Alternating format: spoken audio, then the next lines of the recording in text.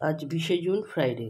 আজকে করব মোটা মোটা করে আলু কেটে নিয়েছি এবং এটা লবণ হলুদ দিয়ে সিদ্ধ করে নিয়েছি। শুক্রবার কড়াই দিয়েছি জিরা সর্ষের তেল, তার মাস্টার্ড অয়েল, তার মধ্যে জিরা আর শুকনো লঙ্কা ফোড়ন। আর আলুটা যে বয়েল করেছি আমি ওর মধ্যেই সল্ট আর টারমারিক পাউডার একবারে দিয়ে নিয়েছি, দিয়ে টকবক করে ফুটেছে, তারপরে আমি জলটা ফেলে দিয়েছি। কড়াতে তেল গরম হতে দিয়েছি। এবার এই তেলের মধ্যে একটা একটা করে আলু ছেড়ে দেবো। এই আলু ভাজাগুলো খুব সফট হয় আর খেতে খুব টেস্টি হয়। এই আলু ভাজা আমাদের এই সবাই খুব পছন্দ করে, তাই জন্য আজকে ফ্রাইডে শুক্রবারে আমি এই রেসিপিটা বানালাম এবং হয়ে গেলে তারপরে তুলে রাখবো।